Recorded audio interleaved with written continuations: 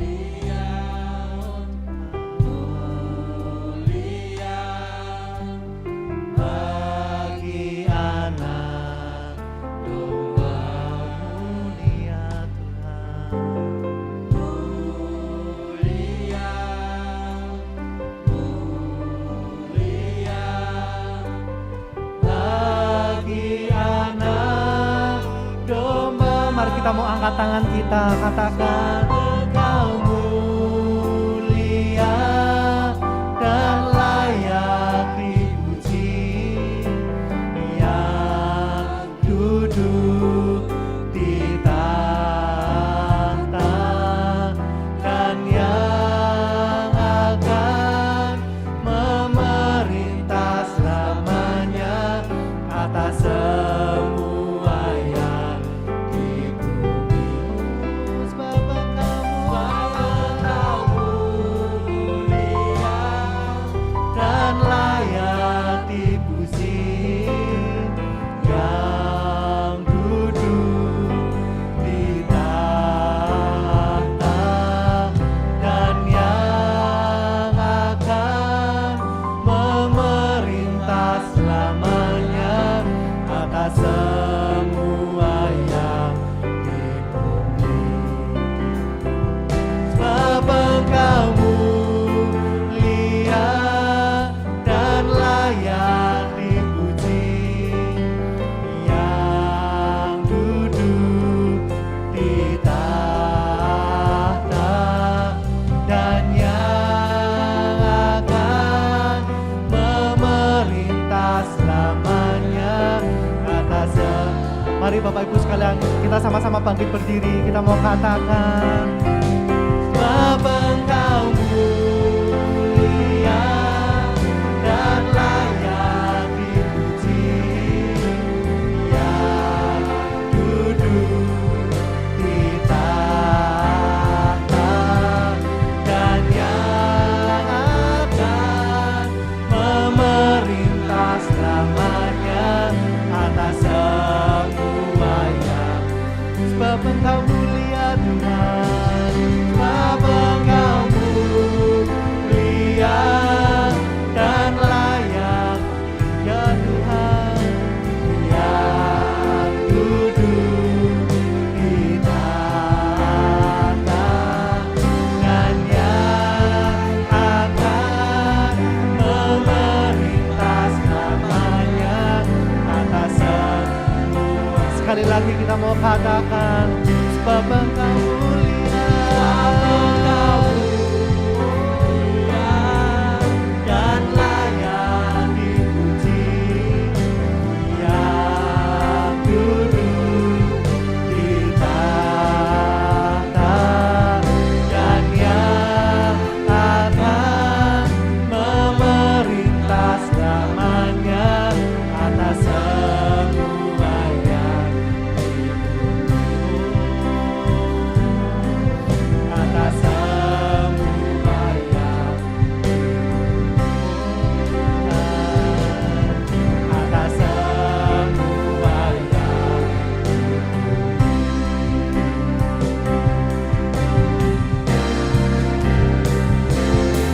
haleluya, Kau Allah yang besar.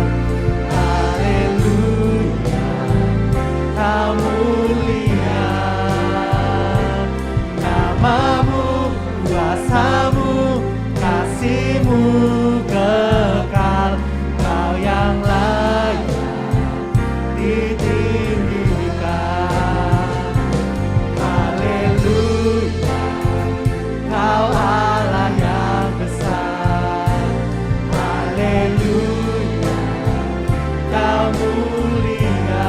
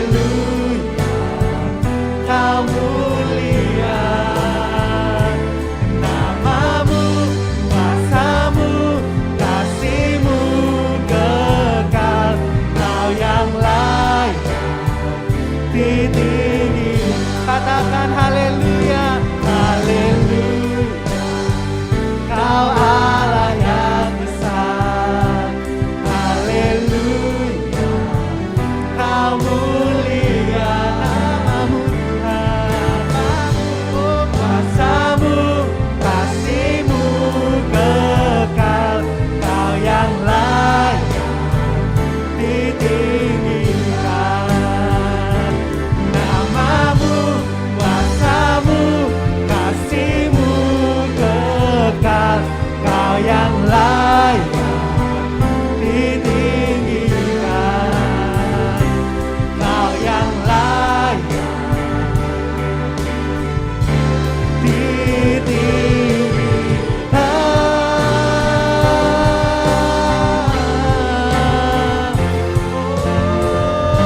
Mari kita memberikan sorak-sorai yang meriah buat Tuhan kita. Kau yang layak Tuhan, Kau yang layak terima pujian kami Tuhan. Kau yang diagungkan, Kau yang ditinggikan atas setiap hidup kami Tuhan, atas gereja kami Tuhan, atas kota kami, atas bangsa kami Tuhan. Terima kasih Tuhan, terima kasih Tuhan. Terima kasih Tuhan. Kami sungguh bangga Tuhan. Kami punya Allah yang besar seperti Engkau Tuhan. Kami sungguh bangga Tuhan. Kami punya Allah yang mulia, Allah yang besar, Allah yang hebat, Allah yang perkasa, yang perbuatannya heran, ajaib. Dan kami mau mengalaminya secara pribadi Tuhan. Kami mau mengalami bahwa kami punya Allah yang besar. Kami mau mengalami bahwa kami punya Allah yang dahsyat. Kami punya Allah yang mulia Tuhan. Sepanjang hidup kami Tuhan, kami melihat kebesaran-Mu, kami melihat kemuliaan-Mu Tuhan. Kami merasakan kedahsyatan-Mu Tuhan. Terima kasih Tuhan, terima kasih Tuhan, terima kasih Tuhan. Ya Yesus, hanya ini yang bisa kami berikan Tuhan. Pujian kami, penyembahan kami, dengan segenap hati kami, dengan segenap hidup kami, dengan segenap akal budi kami Tuhan, dengan segenap kekuatan kami Tuhan. Kami mau persembahkan hanya bagi-Mu Tuhan, Raja di atas segala Raja Tuhan. Dan biarlah kiranya Engkau yang bertahta atas ibadah kami dari awal, pertengahan hingga akhirnya. Dan kami serahkan semuanya ke dalam tangan kuasa-Mu. Di dalam nama Tuhan Yesus Kristus, setiap kita yang percaya, kita mau sama-sama katakan amin. Sekali lagi berikan sorak-sorai yang meriah buat Tuhan kita. Haleluya. Yes. Shalom Bapak Ibu sekalian. Apa kabarnya? Luar biasa ya. Kita mungkin sudah beberapa minggu nggak ketemu, nggak tatap muka, tapi kita bersyukur hari ini kita boleh kembali bertatap muka. Kita bisa melihat wajahnya yang penuh sukacita. Amin ya Bapak Ibu sekalian. Mari kita mau tetap semangat, kita tetap bangkit berdiri. Selayaknya kita bersorak-sorai Bapak Ibu sekalian, karena kita punya Raja di atas segala Raja. Kita punya Tuhan di atas segala Tuhan. Namanya Yesus Bapak Ibu sekalian. Mari kita mau sama-sama memuji Tuhan kita.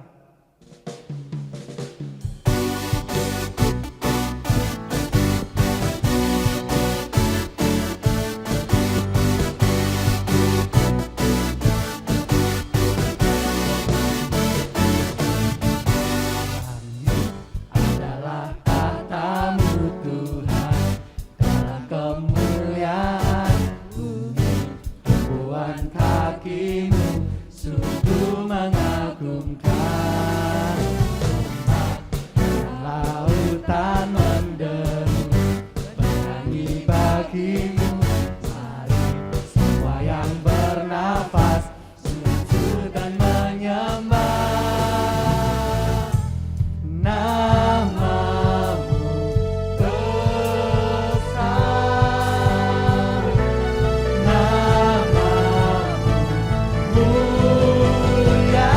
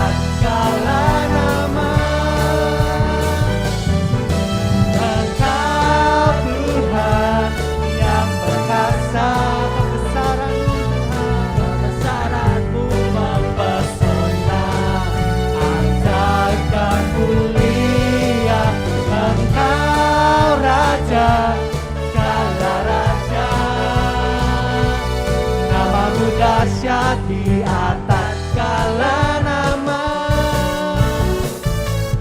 Namamu dahsyat di atas segala nama. Mari kita mau bertepuk tangan buat Tuhan kita.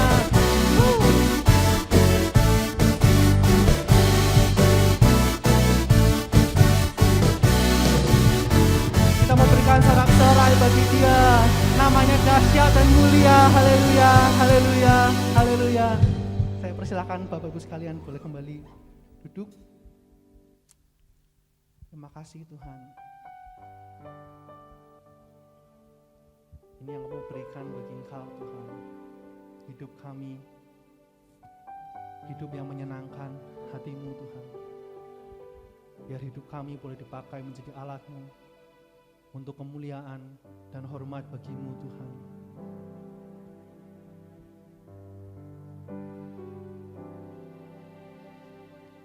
Tuhan, ku mau menyenangkan-Mu.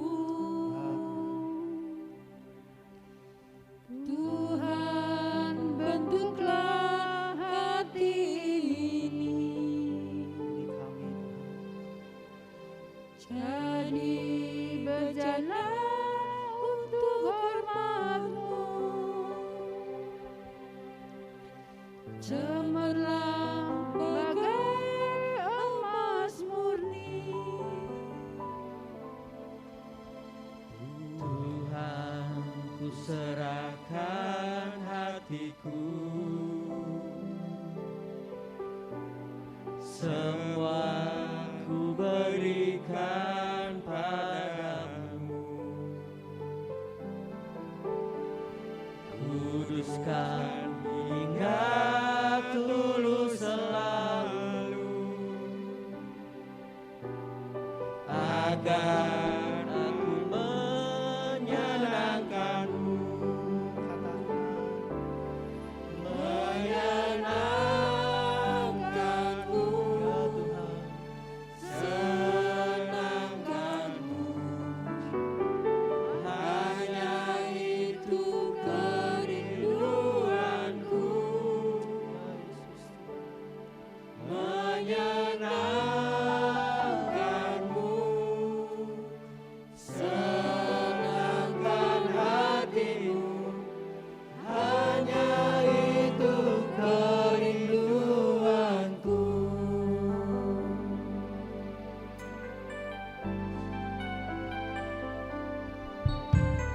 Tuhan, ku mau menyenangkan-Mu. Tuhan, bentuklah hati ini jadi bejana untuk hormat-Mu. Cemerlang bagai emas murni. Tuhan, ku serahkan hatiku, semua ku berikan padamu. Kuduskan hingga tulus selalu, agar aku menyenangkan-Mu. Menyenangkan-Mu,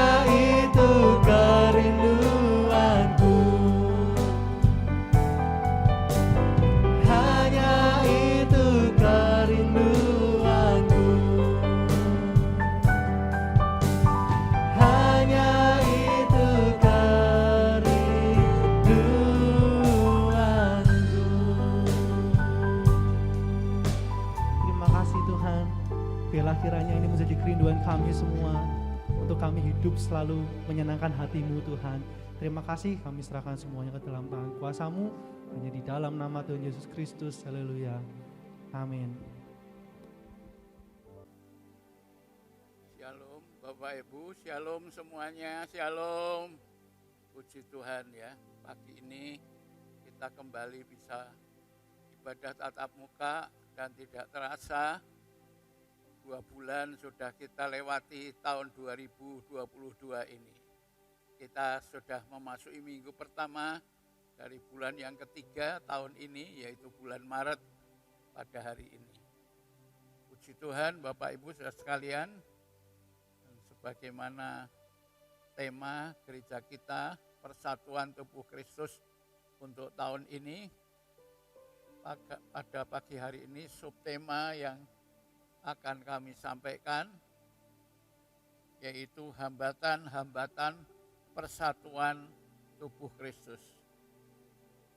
Jadi ada hal-hal yang mendukung, tapi ada hal-hal yang menghambat. Apakah hambatan-hambatan dalam persatuan tubuh Kristus? Mari kita akan membaca sebuah ayat dari kitab Yudas pasal 1 ayat 19.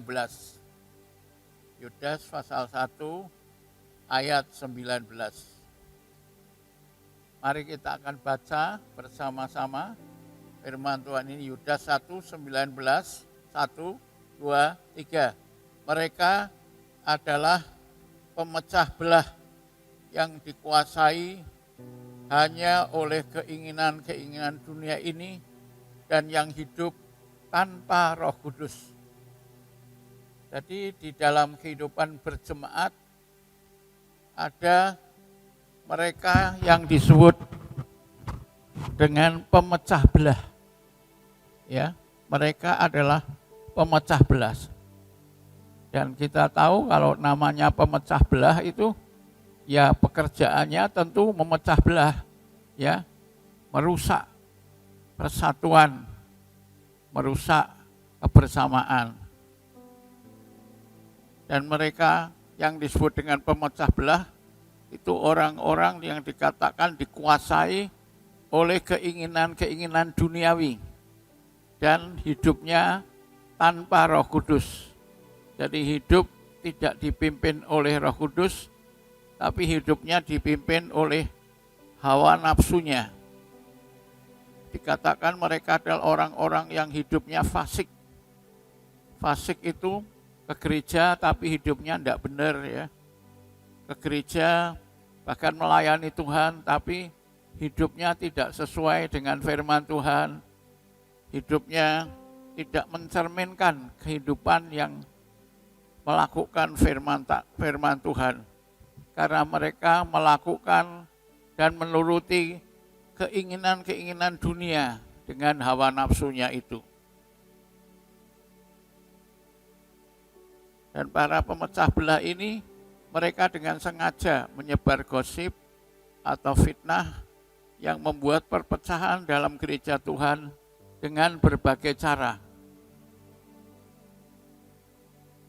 Nah, cara-cara apa atau sifat-sifat seperti apa yang memecah belah gereja? Kita akan membaca Efesus 4 ayat 31. Efesus 4 ayat 31. Mari kita baca bersama-sama Efesus 4 ayat 31, 1, 2, 3.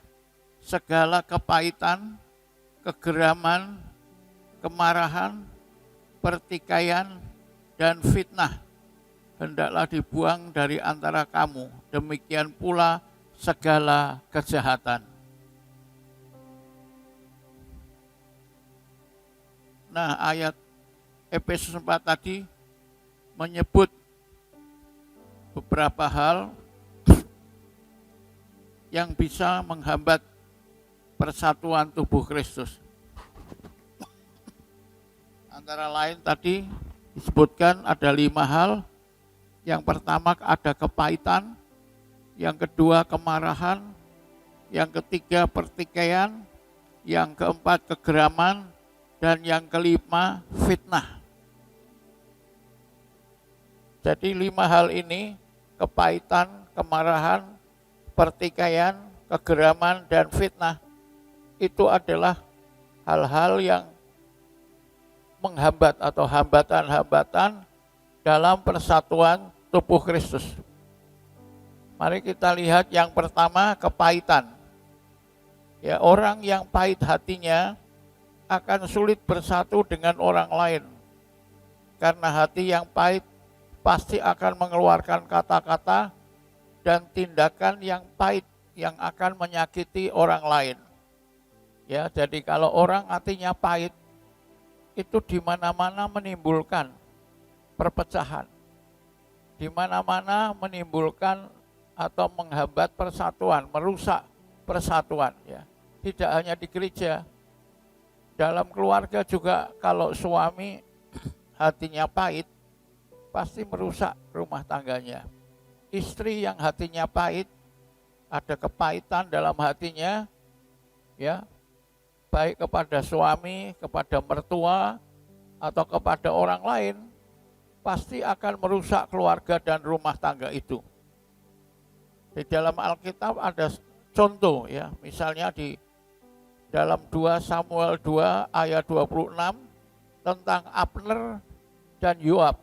Abner dan Yoab ini adalah jenderal-jenderalnya tentara Daud. Mereka adalah perwira tinggi dalam tentara nasional Daud, ya. Tentara nasionalnya Daud. Mereka orang-orang yang hebat, ahli perang dan punya pasukan, punya anak buah. Nah, kita baca dulu ayatnya. 2 Samuel 2 ayat 26 dikatakan, berserulah Abner kepada Yoab, haruskah pedang makan terus-menerus? Tidak tahukah engkau bahwa kepahitan datang pada akhirnya? Berapa lama lagi engkau tidak mau mengatakan kepada rakyatmu supaya mereka berhenti memburu saudara-saudaranya? Nah, saudaraku, kenapa Abner dan Yoab ini bertengkar, ya, bertikai? Itu karena suatu saat Yoab ini membunuh adik dari Abner. Sehingga hati Abner menjadi pahit terhadap Yoab. Dan mereka memusuhi satu sama lain. Sehingga Yoab mengerahkan pasukannya untuk memerangi pasukan Abner, ya. Jadi Abner punya pasukan sendiri, Yoab juga punya pasukan sendiri, dan pasukan ini bertempur. Jadi terjadi pertempuran di antara angkatan bersenjatanya Daud.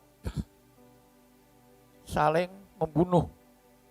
Dan satu kali Yoab berkata kepada Abner, ya, mengapa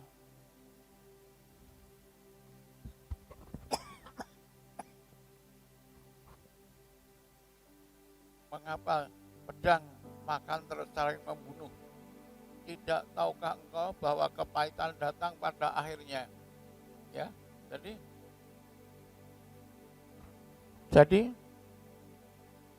di mana ada kepahitan, di situ ada pedang yang saling membunuh.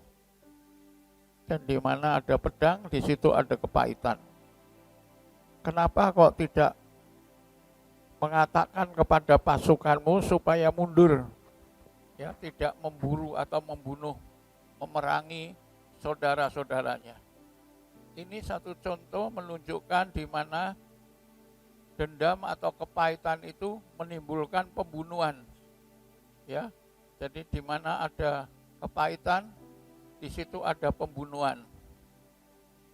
Kepahitan ini tidak hanya memecah belah, ya, berperang, bertempur, bertikai, ya, menimbulkan sakit hati, menimbulkan kepahitan, dan menimbulkan percideraan di dalam kehidupan mereka. Jadi di negara Daud waktu itu, Israel, tidak ada persatuan karena tentaranya berperang satu sama lain, ya. Ini waktu itu tentu belum ada angkatan laut atau udara ya, yang ada angkatan darat. Angkatan darat ini divisi 1, divisinya Abner dan divisinya Daud saling bertempur sendiri, satu sama lain saling membenci, saling membunuh karena kepahitan. Ya, sehingga akhirnya ya hancur berantakan semuanya. Ya, kalau tentara saling bertempur sendiri, ya hancurlah negara itu, kehilangan persatuan. Kita melihat contoh yang lain dalam Kejadian 27 ayat 41. Dikatakan di sana Esau menaruh dendam kepada Yakub, adiknya, karena berkat yang telah diberikan oleh ayahnya kepadanya. Lalu ia berkata kepada dirinya sendiri, hari-hari berkabung karena kematian ayahku itu tidak akan lama lagi. Pada waktu itulah Yakub, adikku, akan kubunuh.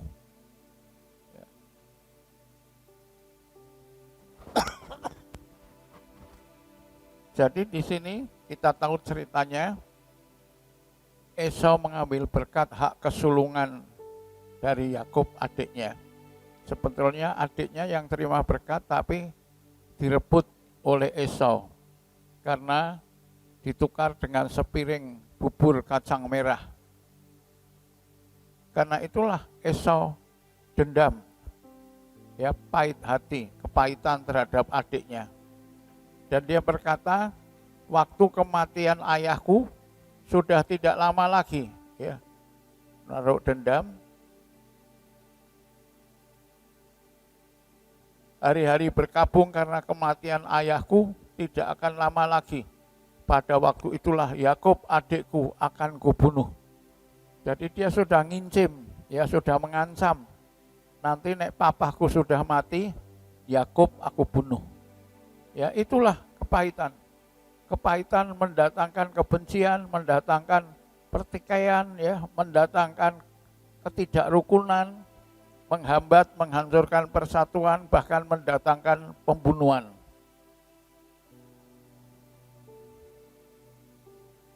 Yang kedua yang menghambat persatuan adalah kemarahan. Kemarahan adalah salah satu dari 7 dosa yang mematikan. Ya, kemarahan itu mendatangkan dosa yang mematikan. Mengapa demikian? Ya, pertama kematian itu membawa kematian kepada diri kita sendiri. Ya, kemarahan mematikan diri kita sendiri baik rohani maupun jasmani. Ya, karena apa? Kemarahan akan mendatangkan stres dan mendatangkan stroke, ya, bagi diri kita, mendatangkan kematian.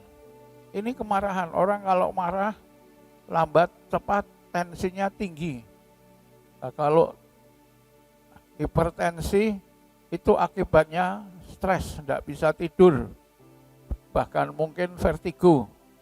Ya, lalu kalau lama-lama dibiarkan kena stroke dan meninggal dunia, ya, ya, meninggal dunia. Jadi stres, kemarahan itu mendatangkan stroke, kematian bagi diri sendiri. Tapi kita juga tahu kemarahan itu mendatangkan kematian untuk orang lain. Kemarahan juga cenderung membunuh dan mencelakakan orang lain. Contoh di Alkitab dalam Matius 2 ayat ke-16. Ketika Herodes tahu bahwa ia telah diperdayakan oleh orang-orang Majus itu, apa yang terjadi? Ia menjadi sangat marah. Lalu ia menyuruh membunuh semua anak di Bethlehem dan sekitarnya. Ya, inilah contoh kemarahan. Ketika Herodes menjadi sangat marah, dia lalu membunuh. Siapa yang dibunuh? Anak-anak kecil di bawah 2 tahun yang tidak berdosa. Ya, anak-anak di Bethlehem dan sekitarnya di bawah usia 2 tahun ke bawah, sesuai dengan waktu yang dapat diketahuinya dari orang-orang Majus itu. Ya. Herodes memerintahkan anak-anak kecil usia 2 tahun ke bawah yang tidak tahu apa-apa untuk dibunuh. Karena apa? Karena marah. Marah mendatangkan kematian untuk orang lain, ya. Bukan saja untuk orang lain, juga untuk dirinya sendiri. Ya, saya mendengar berita di Metro TV beberapa hari yang lalu, karena marah, ya, motornya dijual. Seorang pria memperkosa dan membunuh temannya. Temannya perempuan meminjam motor, lalu dijual. Dia marah, dan karena dia marah, tadi dia memperkosa dan membunuh teman perempuannya itu. Ya, akhirnya berurusan dengan polisi, ya. Tapi itulah marah. Marah mendatangkan pembunuhan. Ya, Herodes marah membunuh anak-anak kecil yang tidak berdosa. Tidak tahu berapa puluh, berapa ratus atau berapa ribu, tidak ditulis di Alkitab. Tapi diceritakan bahwa terjadi ratapan, tangisan yang besar di Efrata, ya, di Yerusalem dan sekitarnya, karena kemarahan Herodes yang membunuh anak-anak kecil itu.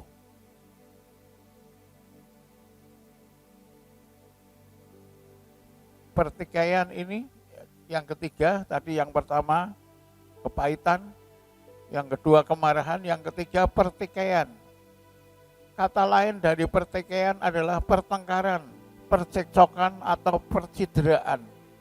Ini menghambat persatuan dalam tubuh Kristus.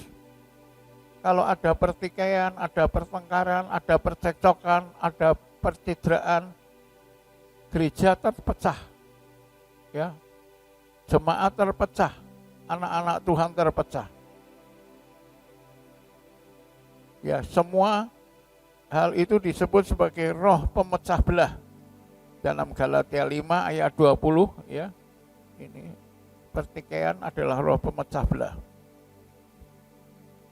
Penyembahan berhala, sihir, perseteruan, perselisihan, ya, iri hati, amarah, kepentingan diri sendiri, percideraan, roh pemecah.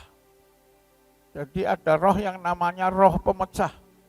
Isinya sihir, perseteruan, perselisihan, iri hati, amarah, kepentingan diri sendiri, percideraan, ya, pertikaian, itu perselisihan. Itu namanya roh pemecah. Dan kita tahu apa pekerjaan roh pemecah. Ya, ini adalah kuasa jahat, roh jahat yang pekerjaannya memecah belah anak-anak Tuhan. Melalui sihir, melalui perseteruan, perselisihan, melalui iri hati, melalui amarah, melalui kepentingan diri sendiri atau egois, melalui percideraan, memecah satu dengan yang lain. Itulah perselisihan, pertikaian. Yang ketiga, ya. Sekarang yang keempat.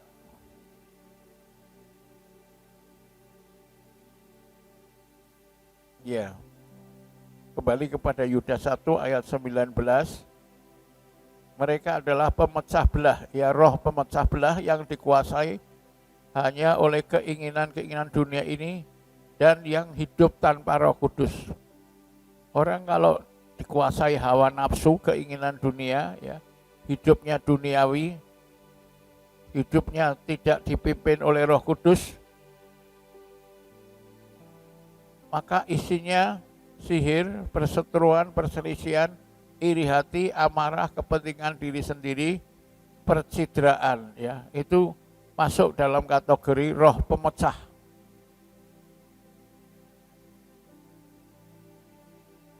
Ya, roh pemecah belah yang dikuasai hanya oleh keinginan-keinginan dunia ini dan hidup tanpa Roh Kudus. Orang-orang ini hidup tanpa Roh Kudus tapi hidup dengan roh pemecah belah. Dan jelas pekerjaan mereka bukan mempersatukan tapi memecah belah, ya. Mungkin orangnya tidak sadar, tapi rohnya, roh jahatnya bekerja melalui orang itu untuk memecah belah tubuh Kristus, memecah belah anak-anak Tuhan, saling menyakiti, ya, saling, ya, menjelekkan, saling melakukan hal-hal yang tidak baik terhadap saudaranya, terhadap orang lain yang dekat dengan dia. Nah, yang keempat, kegeraman. Kegeraman adalah kemarahan yang terpendam. Ya, kegeram itu marah yang dipendam. Ya, marah yang disimpan. Jadi kelihatannya depannya enggak apa-apa, tapi dalamnya umep, mendidih dengan kemarahan. Itu geram. Ya.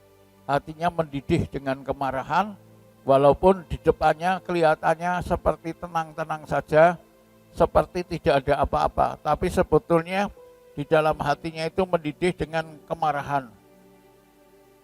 Jadi seperti kemarahan, geram adalah dosa yang membawa kematian, baik pada diri sendiri maupun pada orang lain. Ya. Membawa kematian diri sendiri maupun orang lain. Geram, hatinya marah, ya, yang menimbulkan stroke dan kematian, yang juga menimbulkan pembunuhan seperti Esau dan Herodes. Dan yang terakhir, yang kelima adalah fitnah. Ini hambatan terhadap persatuan. Fitnah ini sering disebut dosa yang lebih kejam dari pembunuhan. Ya, dosa yang lebih kejam dari pembunuhan karena fitnah itu membunuh dengan diam-diam. Ya, lempar batu, sembunyi tangan. Ini fitnah. Jadi dimanapun pemfitnah itu datang, di situ ada pertikaian, di situ ada percekcokan, ya, di situ ada kemarahan, di situ ada pertengkaran.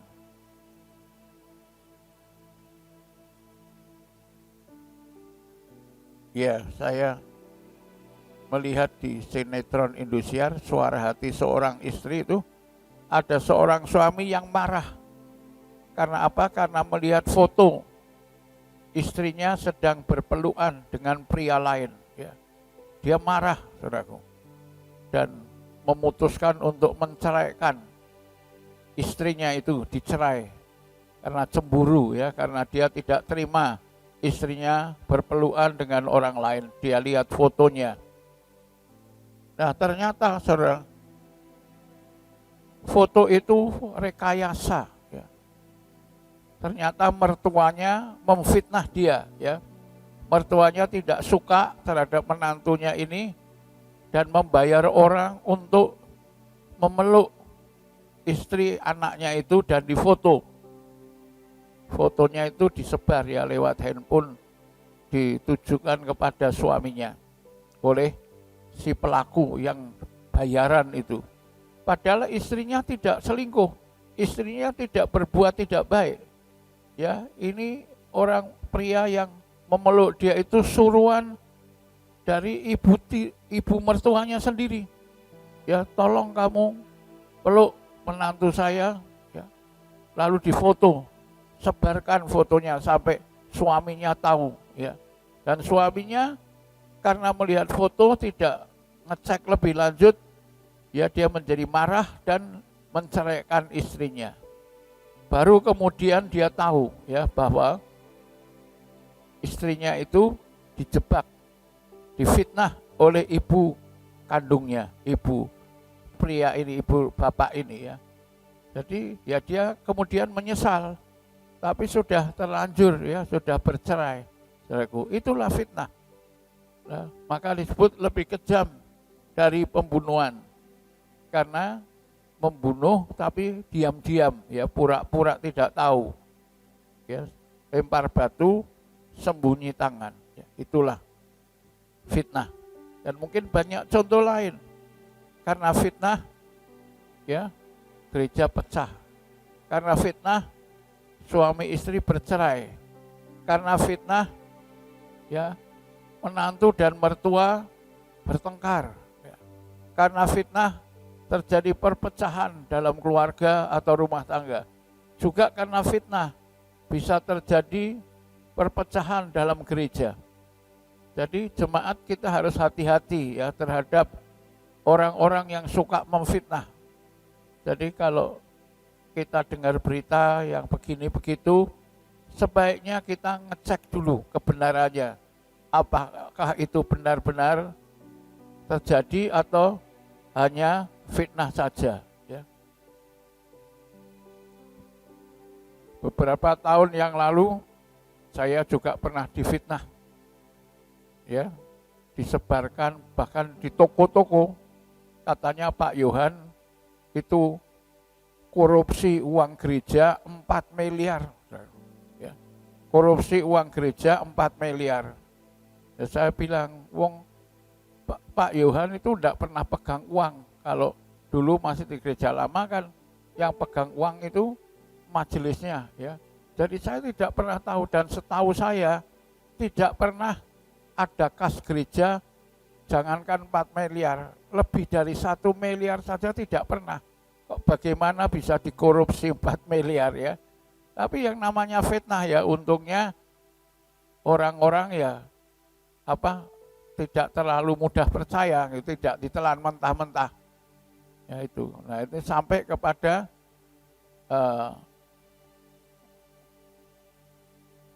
keluarganya mamah ya, mamah mertua saya. Ada orang keluarganya ada toko di Citraland, lalu ada orang cerita yang beli di tokonya cerita katanya Pak Yohan itu korupsi uang gereja 4 miliar. Ya saya sedih sekali saudaraku ya.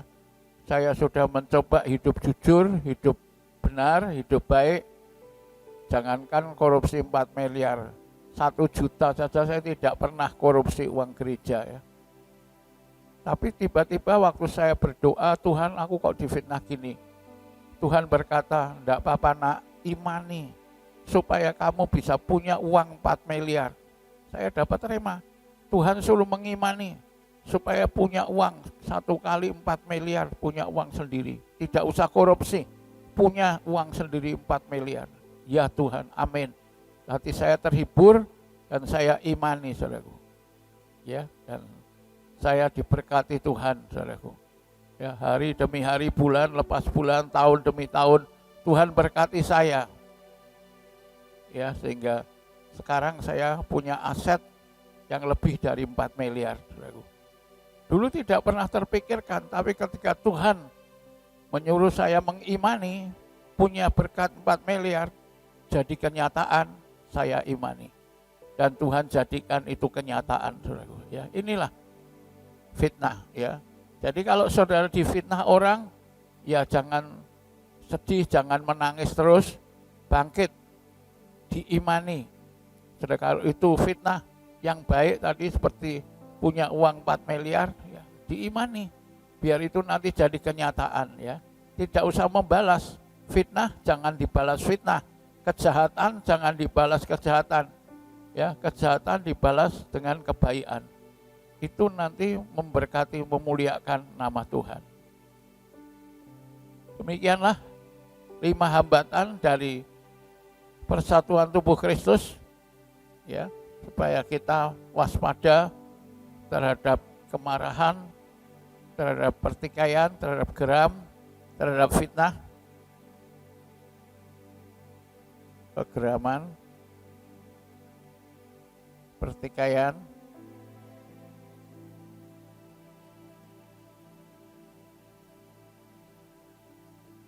ya kita hati-hati, jangan mudah emosi yang akhirnya merugikan kita sendiri, tapi mari kita berdoa dan berharap kepada Tuhan membalas semua itu dengan kasih yang Tuhan berkati.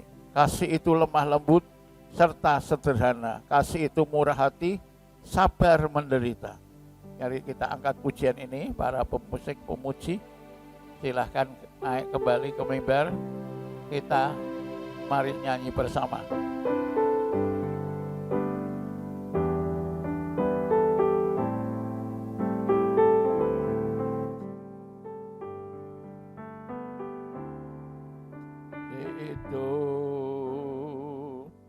Lemah lembut serta sederhana,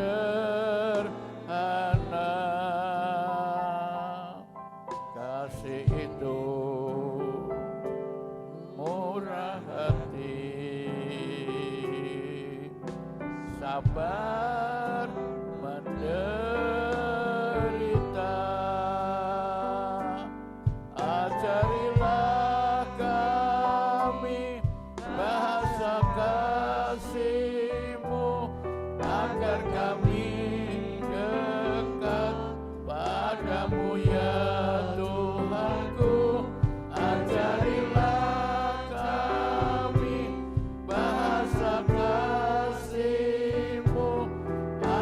kami dekat padamu.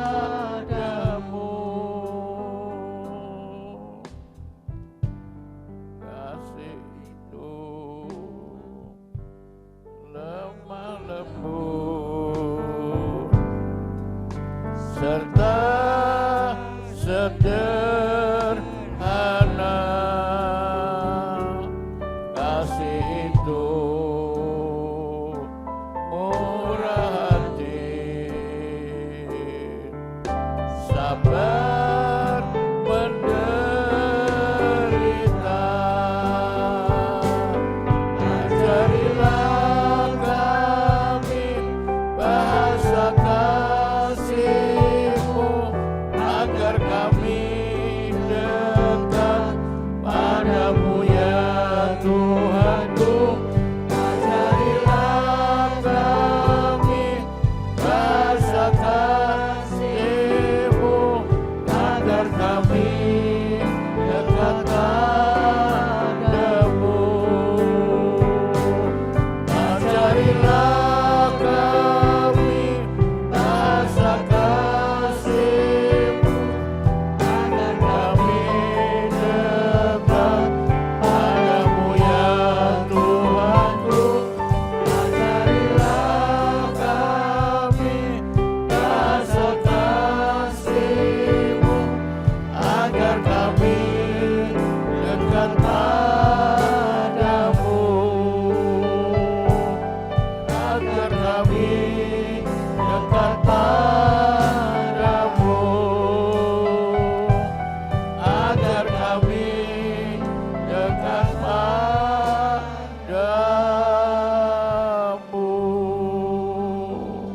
Mari kita berdoa untuk firman Tuhan.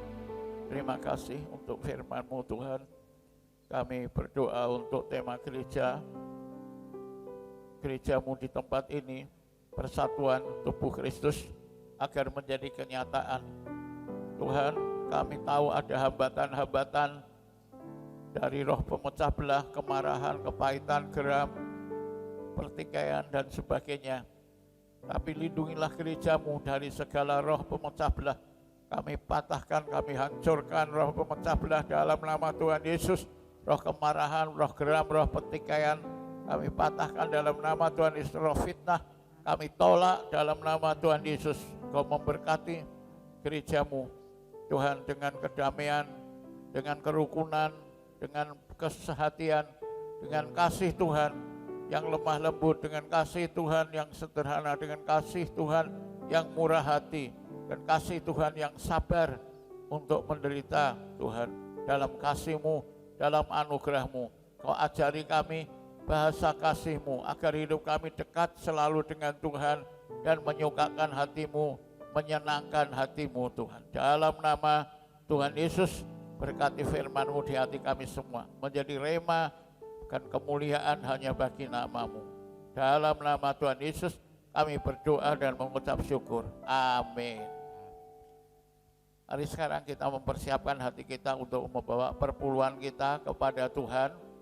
Bapak Ibu, paling tidak ada 2 alasan mengapa kita belajar taat membawa perpuluhan kepada Tuhan. Alasan yang pertama adalah karena perpuluhan adalah perintah Tuhan. Dalam Malikiat 3 ayat 10a, Tuhan berkata, bawalah olehmu akan segala perpuluhanmu ke dalam perbendaharaan rumahku. Ini perintah Tuhan untuk anak-anak Tuhan membawa perpuluhan ke rumah Tuhan. Dan orang yang melakukan firman Tuhan itu menyenangkan hati Tuhan. Jadi ketika kita melakukan perintah Tuhan, itu Tuhan disenangkan, Tuhan disukakan, ya, Tuhan dimuliakan. Dan kalau Tuhan senang, pasti Dia memberkati kita, pasti Dia menyertai kita, pasti Dia membuka jalan, ya, bagi hidup kita. Itu alasan yang pertama. Alasan yang kedua, karena perpuluhan akan membuka segala pintu langit atau pintu berkat dalam hidup kita. Maliaki 3 ayat yang ke-10b. Dan cobailah akan daku dengan demikian. Kalau tiada aku membuka akan kamu segala pintu langit dan mencurahkan kepadamu berkat yang tiada sempat kamu taruh. Demikianlah firman Tuhan, serwa sekalian alam.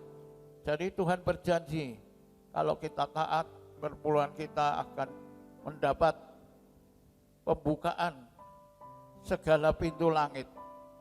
Pintu langit itu pintu berkat, ya, pintu kelimpahan. Pintu langit itu pintu kesehatan atau kesembuhan. Pintu langit yang ketiga pintu pertolongan. Pintu langit adalah pintu jalan keluar, ya, yang kita butuhkan. Yang kelima, pintu langit adalah pintu hari depan yang penuh harapan, dibukakan Tuhan. Keenam, Tuhan buka pintu kemenangan, pintu langit. Yang ketujuh, pintu keberhasilan. Dan yang kedelapan, pintu langit, pintu kebahagiaan. Segala pintu ini akan dibukakan oleh Tuhan. Di masa pandemi yang masih berlarut-larut, bahkan terakhir ini dengan Delta Omicron yang begitu mudah menular, ya, banyak keluarga yang berhati-hati menjaga tidak keluar rumah, banyak tinggal di rumah pun, ya, terpapar virus Delta Omicron ini. Seperti flu, tapi lebih cepat menularnya, saudaraku.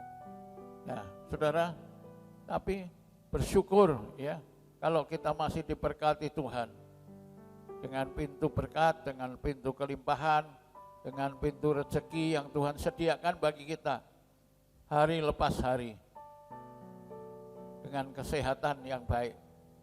Tapi seandainya ada pintu-pintu yang sedang tertutup dalam hidupmu, saudaraku, mungkin ada pintu pekerjaan, usaha yang sedang tertutup, atau pintu kesehatan yang sedang tertutup, pintu kesembuhan yang belum terbuka, atau pintu keberhasilan, pintu kebahagiaan yang belum terbuka. Inilah saatnya kita datang kepada Tuhan dan berdoa, mohon supaya pintu-pintu yang tertutup dibukakan oleh Tuhan dalam kehidupan kita, dan kita mengalami hidup yang berkemenangan karena Tuhan buka pintu-pintu langit dalam kehidupan kita. Ya. Dan kita percaya, Bapak Ibu, kalau Tuhan yang buka pintu, bila kau yang membuka pintu, tak ada satupun dapat menutupnya. Dan bila Tuhan yang mengangkat hidup kita, tak ada yang dapat merendahkan kita. Kalau Tuhan buka pintu berkat dalam hidup kita, tak ada yang dapat menutupnya. Tapi kalau Tuhan tutup pintu berkat dalam kehidupan kita, tidak ada satupun yang dapat membukakan bagi kita. Karena itu marilah kita taat melakukan firman Tuhan dan mengimani berkat pintu langit yang terbuka dalam kehidupan kita. Mari Bapak Ibu kita bangkit berdiri bersama-sama, kita nyanyikan pujian ini. Bila kau yang membuka pintu, tak ada satupun dapat menutupnya. Kita percaya Tuhan buka pintu dalam kehidupan kita. Bila kau yang membuka pintu, tak ada satupun dapat menutupnya. Bila kau yang mengangkat aku, tak ada yang dapat merendahkanku. Segala perkaraku, segala perkaraku ku serahkan padamu,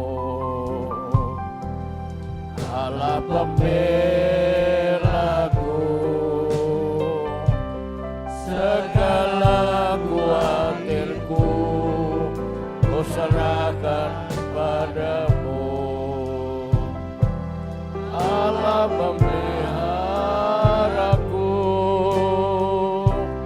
Bila kau yang membuka pintu, tak ada satupun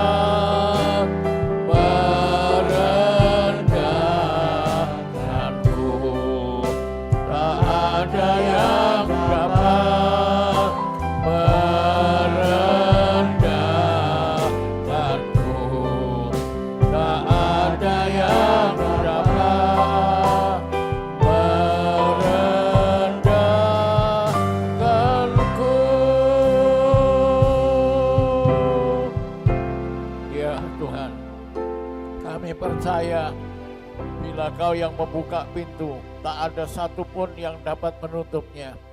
Dan bila Engkau yang mengangkat kehidupan kami Tuhan, tidak ada orang yang dapat merendahkan kami.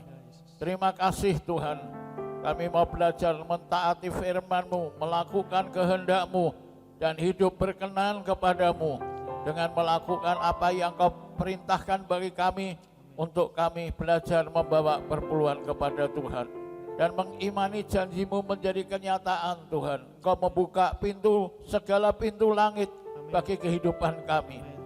Bapak Ibu, mari kalau ada pintu-pintu yang sedang tertutup dan saudara ingin Tuhan buka pintu bagi saudara, mari angkat tanganmu kepada Tuhan dan katakan kepada Tuhan, pintu apa yang Tuhan mau buka kan bagi saudara, yang saudara mau Tuhan buka. Mungkin pintu kesehatan, pintu kesembuhan, pintu pemulihan, mungkin pintu berkat yang sedang tertutup. Mari angkat tangan, katakan kepada Tuhan, Tuhan buka pintu berkat bagiku, buka pintu kesehatan bagiku. Dalam nama Yesus, pintu kebahagiaan Tuhan buka.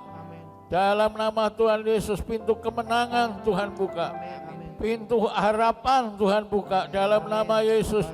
Pintu hari depan yang penuh harapan Tuhan buka. Pintu kemenangan Tuhan buka. Pintu kesehatan Tuhan buka. Pintu kesembuhan Tuhan buka. Dalam nama Tuhan Yesus, Tuhan buka segala pintu langit bagi anak-anak-Mu. Apa yang dibutuhkan dibukakan Tuhan dalam hidupnya. Dibukakan Tuhan dalam usahanya. Dibukakan Tuhan bagi keluarganya. Dibukakan Tuhan untuk hari depannya dalam nama Tuhan Yesus. Segala pintu langit terbuka bagi anak-anak Tuhan yang taat dan setia kepadamu Tuhan. Terima kasih.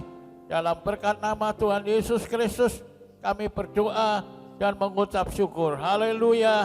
Yang percaya berkata dengan iman bersama-sama, amin. Haleluya. Puji Tuhan. Silakan Bapak Ibu duduk kembali dan Tuhan memberkati. Ya, saudara dapat bawa perpuluhan melalui kotak di depan sebelah kanan yang telah disediakan.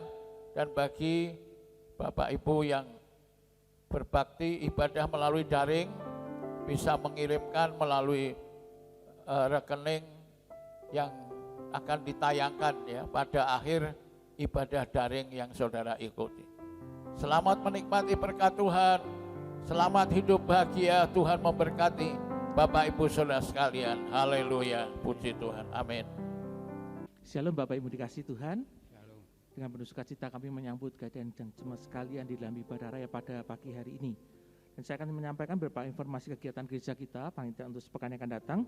Untuk ibadah raya onsite kita minggu depan di tanggal 13 Maret 2022, masih diadakan pada pukul 8 pagi dan firman Tuhan akan disampaikan oleh Pendeta Pembantu Yohan Immanuel Praitno. Dan bagi jemaat yang belum bisa hadir di dalam ibadah onsite, dapat tetap mengikuti ibadah secara online pada pukul 5 sore di channel YouTube GPI Semarang Indah.